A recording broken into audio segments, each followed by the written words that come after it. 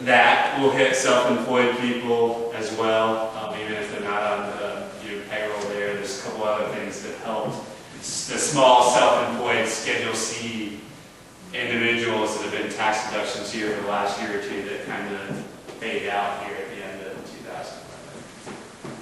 2011. Are there any discussion of tax credits for multifamily or strip centers, things like that?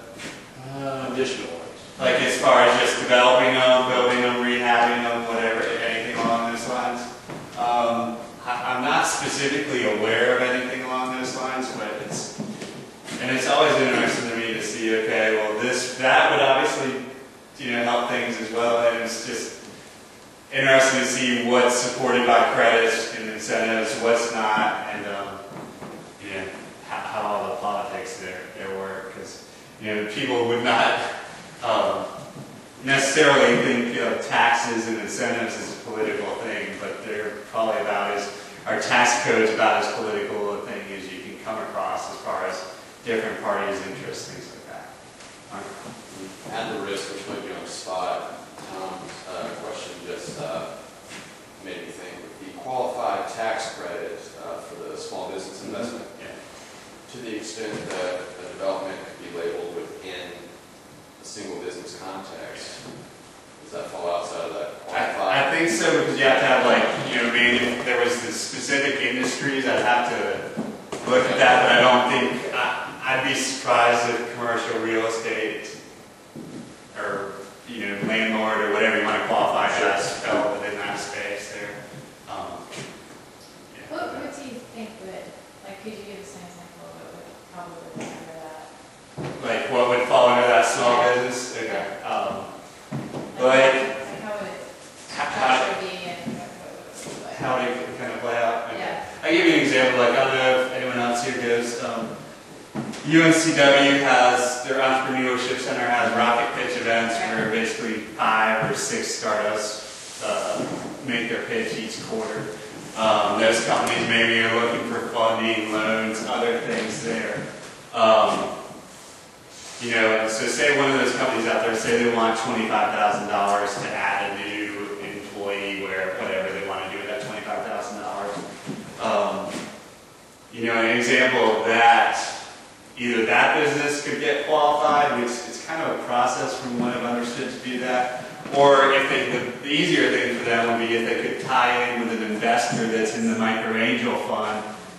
That investor could basically just invest the $25,000 in the fund. The fund then allocates that $25,000 to the company, so it's a win-win. The company's funded, the investor gets basically an upfront, if he's getting 25% return on that in the form of tax credits there. And hopefully from there, that's going to help that small business grow, do what they need to do to add jobs, et cetera, et cetera. The other side without involving an angel fund there would be just that business goes through the process of getting certified. And I don't know if for $25,000 if that would be worth the headache or not. You might be looking at a higher threshold there. Because I know with the fund, they were dealing with that for a couple months at least to go through it. Publicize that on the film, the NC Film website, but I'm not really familiar with this. And that might be, and kind of when you were talking about getting the local, film companies and other things up and going and running, that's kind of like, well, that might be one of the things that fall through. As long as you can find the thing is you have to find an outside investor that's going to be able to do that. It's who everyone's looking for in today's market. This is just on the more creative side. What about a tax credit for the son or daughter that's living in an extra bedroom or in your garage? There are a lot of us that could have that. We can talk afterwards.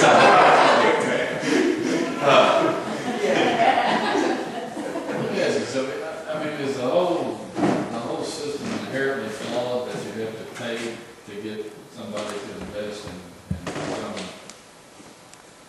build their company here? Yeah, and that's kind of the flip side. One of the questions I had written down for the audience was just like, what do people think about using incentives in general to attract people? Is it a waste of money? Is it a good thing? And kind of what your question here is, what does it speak about? I guess where we are is. Well, I mean, I know, like you're talking about screen gyms or any other business, I mean, you can't sit by idly and watch things that affect your bottom line be offered next door and then watch your profits are over the midst of our business. But at the same time, are there any examples, not only in this country but anywhere, where just the sheer quality of the place and the sort of joy of living there and doing business there has been enough without all the layering of the incentives and all the sort of complicated network of systems and political, and it's all, I mean, it's rife with opportunity for political abuse because, I mean, how else do you navigate through all the complicated tributaries to get to where you're trying to get to? Again, these are, I mean, I'm not, you know, I have my head in the sand. I mean, I know, I mean, business is done where people go, you know, Chiquita says, $40 million and, you know, we'll give you 3 bananas and $40 million and come on and, you know. And I think Chiquita basically, you know, as I understand the story of them basically shopping for that is probably one extreme of it. You know, the other one is, you know, I'm sure it's going to be probably more on a smaller scale where, you know, someone's going to relocate here with, you know, I don't know, like DGFX or someone from California where they just want to be here and don't necessarily have specific incentives to come here. And you made a good example. I mean, the natural extension of the incentives, like with every, like with this organization, would be to put itself out of business at some point. You've solved the problem that you're organized to solve. And if you were trying to do it. You're cultivating it here, it originates here. I mean, That's- it's not originating here, and that's Yeah. one of the issues, it's But originating there. But that's a great, I mean, business example of, okay, you started out with incentives, and then you grow the local base, and eventually you're self-supporting and sustaining. I mean, to me, that makes sense. I just wonder about all the other.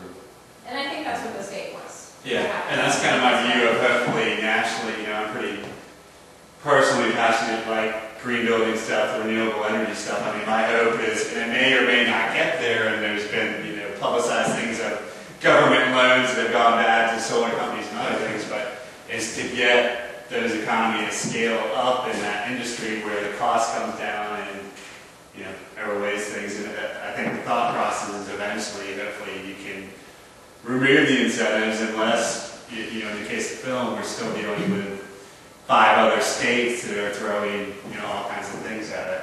Well, they had a Bill Clinton interview the other night, and I don't know what the name of his new book is, maybe some of y'all know about it. I think it's basically the same thing. And he says, you know, these innovative, emerging, desirable industries just cannot make it without substantial government intervention. It's the manner in which it's provided that is the difference. If it's done in a scattergun approach and it's just reactive, and, you know, somebody making plaid widgets needs, you know, some money, and they're going to give us 40 jobs, and by God, people are scared to death, so we need to get the plaid widget company some money. But this is, you know, much more focused approach. What is going to be an enduring industry that will help sustain, you know, culture, the health of the economy and the environment? And let's put our money there and then watch it evolve into, you know, what you described. So, I think part of what you're hitting on though is the short-sightedness, is that they want the industry or company that's big business right now, as opposed to seeing the potential and the small business or in the entrepreneur, the innovator that's bringing something that it's not big business yet, but if we support it and we put the incentives toward it, then we can grow it into something. And then also something that you mentioned, it's kind of looking at it at a different perspective, where you don't give the incentives to bring the businesses here. Why not have the businesses here, and those that flourish and that actually have the jobs, basically, I guess, reward them after the fact versus throwing a bunch of money to get them here originally. That's that's a, you know, something that we can't necessarily address on the local A level. reward after. Yeah, after it's like the proof, you know, and actually seeing the benefit first before a bunch of money is thrown at it. And that's